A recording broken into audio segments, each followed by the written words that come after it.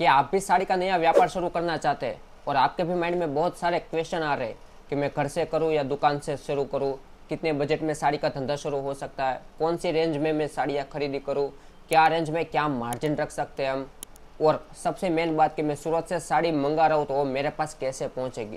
ये सब साड़ी का मैं बारीकी से सब प्रश्नों का आपको इस वीडियो में उत्तर देने वाला हूँ, तो जुड़े रहे वीडियो में। मैं आपका दोस्त पार्थ इटालिया पिहान साड़ी सूरत से फिर से स्वागत करता हूँ आपके अपने सोशल मीडिया प्लेटफॉर्म पिहान सूरत में। तो अगर आप भी साड़ी का नया व्यापार शुरू कर रहे हैं और आपके भी मगज में कन्फ्यूजन है कि घर से करें या दुकान रख के करें, तो ये मैं आपको बता देता हूँ।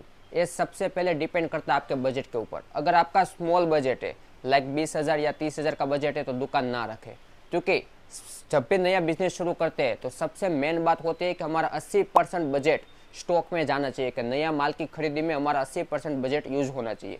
बाकी का 20% बजट यूज होना चाहिए रॉ मटेरियल हो गया या कुछ लाइटिंग वगैरह हो गया, या जो रॉ मटेरियल मतलब साड़ी को रखने के लिए जो भी चीज़ की आवश्यकता है, नई दुकान हो या घर पे जो भी आवश्यकता है, उसका 20% उसमें यूज होना चाहिए। अगर आप स्मॉल बजट में दुकान रखेंगे तो आपका 70% बजट यूज होगा शॉप के डिपॉजिट में, रेंट में, लाइट बिल में।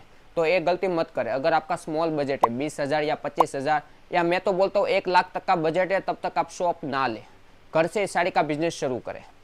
अगर आपका बजट 3 लाख प्लस है, 2.5 से 3 लाख प्लस है, तो कोई भी एक 10 बाई 20 फुट या कोई भी एक छोटे दुकान से आप अपना बिजनेस शुरू कर सकते हैं। सबसे मेन बात, साड़ी का बजट, कितने बजट से बिजनेस शुरू होता है।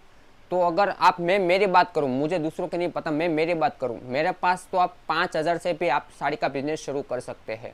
और जब भी साड़ी का बिजनेस शुरू करें तो बजट के ऊपर खास ध्यान दें। मैं वापस से दौर करता हूं, आपका बजट का 80% माल की परचेजिंग में होना चाहिए, ना कि डेकोरेशन में या कुछ डिपॉजिट में या शॉप को क्या बोलते हैं वो कुछ फेस्टिवल के टाइप में वो कुछ सजाने धजाने में नहीं जाना चाहिए।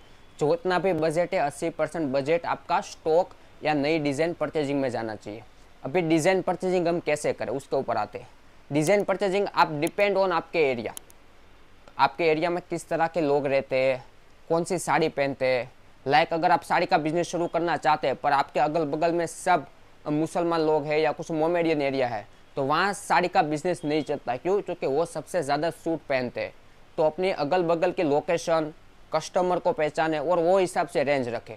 सबसे बड़ी बात, जब भी परचेजिंग करें तो ये बात खास ध्यान में रखें, कोई भी एक रेंज के ऊपर सबसे ज़्यादा स्टॉक ना करें। कि जो मतलब बोलते हैं सस्ता सस्ता सस्ता सस्ता, तो सस्ता लो, मना नहीं कर रहा हूँ, सस्ता लो, पर सभी माल सस्ता डाल दोगे तो नहीं चलेगा, क्योंकि हर कस्टमर एक जैसा नहीं होता। किसी को 200 वाली भी साड़ी चाहिए और किसी को 2,000 वाली भी साड़ी चाहिए। तो ये बात खास ध्यान रखना कि भाई एक ही डिज़ाइन, एक ही स्टॉक, एक ही रेंज में अपना पूरा धंधा मत वो कर देना, शुरू मत कर देना। अलग अलग रेंज की वैरायटी रखना, 200 से लेके 500, 500 से लेके 700, 700 से 1000, 1000 से 1200, 1500, 2000, आपके एरिया के हिसाब से। अगर आपके एरिया में कोई 2000 वाली साड़ी लेने वाला बंदा नहीं है, कस्टमर नहीं है, तो उसका एक पीस भी आपकी शॉप में नहीं होना चाहिए। कोई बंदा 500 वाली साड़ी लेने वाला है तो 500 वाली साड़ी की रेंज में आपके पास 500 डिज़ाइन होनी चाहिए। और जब भी नया बिजनेस शुरू करो तो याद रखना, डिज़ाइन ज़्यादा होनी चाहिए, ना कि स्टॉक ज़्यादा होना चाहिए। मैक्सिमम डिज़ाइन होनी चाहिए। वो कैसे हो सकता है?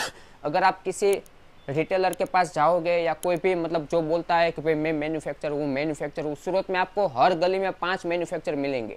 किसी भी शॉप में चले जाओ, बोलेगा मैन्युफैक्चर है, वो बोलेगा इसमें 8 कलर का सेट आएगा, 200 वाली साड़ी है, तो आपका 1600 रुपये उसमें स्टॉक हो गया। 1600 रुपये में डिज़ाइन कितनी हुई? एक ही डिज़ाइन, कलर 8।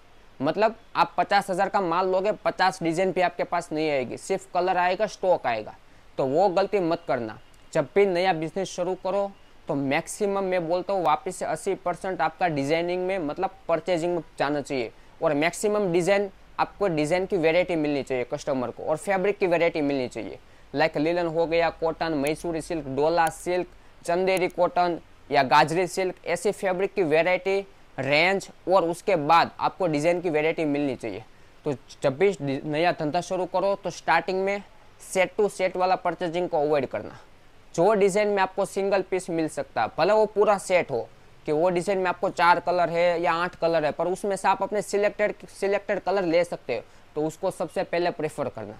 और सबसे बड़ी बात, नया धंधा शुरू कर रहे हो, अगर वन टाइम के लिए शुरू करना है कि भाई मुझे एक बार ये माल क्या बोलते हैं बेच गया, उसके बाद मुझे धंधा बंद कर देना, तो सस्ते के चक्कर में आ जाना, तो 100 वाला, 50 वाला, 150, 120 वाला साड़ी ले लेना। पर अगर आप ये धंधा लॉन्ग टर्म के लिए शुरू कर रहे हो तो ये सस्ते के चक्कर में मत आना।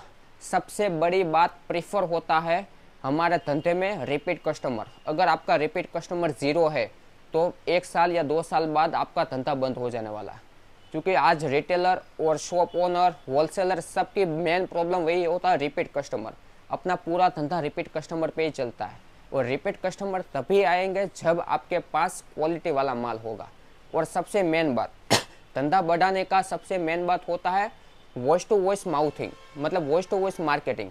मैंने आपके पास से साड़ी ली, मैं बोला कि भाई इस जगह XYZ दुकान पे बहुत अच्छी साड़ी मिलती है, मैं मेरे फ्रेंड में बोलूँगा, वो उसके फ्रेंड में बोलेगा, तो ये जो मतलब प्रेफर होता है वो सबसे बड़ा है। तो जब आप क्वालिटी वाला माल दोगे तो आपको आपकी दुकान की मार्केटिंग करने की ज़रूरत नहीं पड़ेगी। जब भी माल परचेज करो, कोई भी साड़ी परचेज करो, तो सबसे पहले ध्यान रखना उसका पैकेजिंग, क्योंकि सबसे ज़्यादा डिपेंडिंग होता है पैकेजिंग। अगर आपका इस तरह का पैकेजिंग नहीं हुआ तो आपकी साड़ी भले 2000 वाली होगी फिर भी 200 वाली लगेगी। प्रीमियम पैकेजिंग होना चाहिए।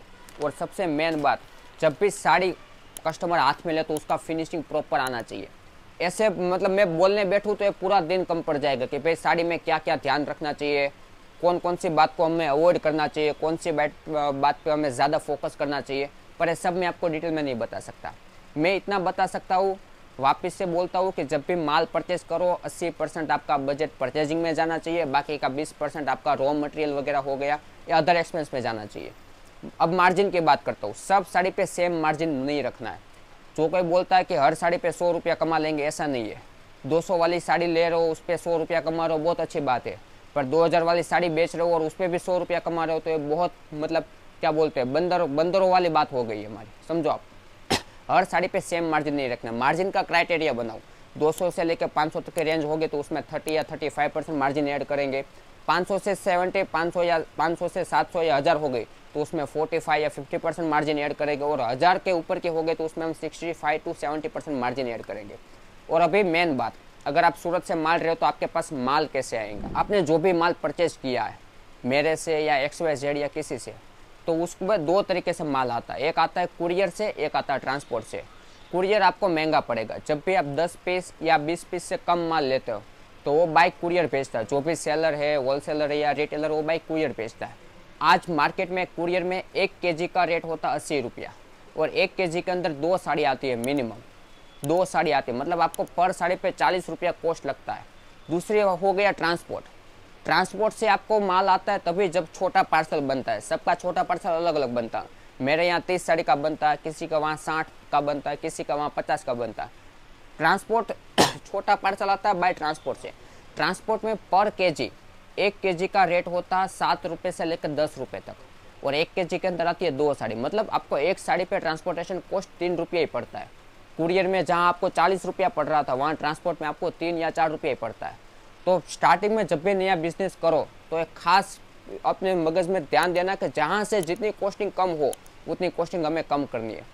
और डिज़ाइन के साथ चलना है, ट्रेंडिंग डिज़ाइन के साथ चलना है। कोई भी एक कैटेगरी पकड़ के नहीं चलना है कि लाइक मुझे बस एम्ब्रॉयडरी साड़ी चाहिए, तो ऐसा पकड़ के नहीं रखना है। अपने पास सब वेराइटी होनी चाहिए। एम्ब्रॉयडरी हो गई, प्रिंटेड हो गई, सिरोस्की हो गई, जेकार्ड हो गई, सब वेराइटी की साड़ी रखनी है। ऐसे ही आपको जानकारी चाहिए कि मैं नया बिजनेस कैसे शुरू कर सकता हूँ, या आपको भी नया साड़ी का धंधा शुरू करना है और आपके भी माइंड में कोई ना कोई क्वेरी है, कन्फ्यूजन है, तो जुड़े रहे मेरे जैसे रियल मैन्युफैक्चर के साथ। मैं पार्थ इटालिया, नीचे स्क्रीन के ऊपर नंबर दिया गया। आपको भी नया बिजनेस करने में कोई भी इशू आ रहा है, कोई भी क्वेरी है, या कोई भी आपके माइंड में कुछ ना कुछ क्लैरिफिकेशन का मतलब क्वेलिफिकेशन है, तो जल्दी से नीचे दिए गए नंबर पर कांटेक्ट कीजिए। मेरे से माल लो ना लो कोई दिक्कत नहीं है मुझे, पर आप साड़ी का धंधा शुरू करो और वहाँ से शुरू करो कि जहाँ से आपको प्रीमियम साड़ी मिले, क्वालिटी वाली साड़ी मिले, वो भी एकदम प्रीमियम क्वालिटी के वाले रेट के साथ। क्योंकि यहाँ मार्केट में बहुत ऐसे है भाई सस्ता सस्ता, तो सस्ते के चक्कर में ना आइए। जब भी आपको कोई क्वेरी लगे, नया बिजनेस करने में कोई भी इशू आए, तो स्क्रीन के ऊपर जो नंबर दिया गया उसके ऊपर कॉल कीजिए, वीडियो कॉल कीजिए, मैसेज कीजिए, या चुप में अपना नाम, पता या कुछ भी डाल दीजिए। हमारा बंदा आपको कॉल करेगा, आपकी समस्या सुनेगा और आपकी समस्या के अनुसंधान पे आपको जो भी प्रेफर आंसरिंग होगा वो हमारी तरफ से हम आपको आंसर देने की ट्राई करेंगे। तो मैं आपका दोस्त पार्थ इटालिया, पिहान साड़ी सूरत से, धन्यवाद।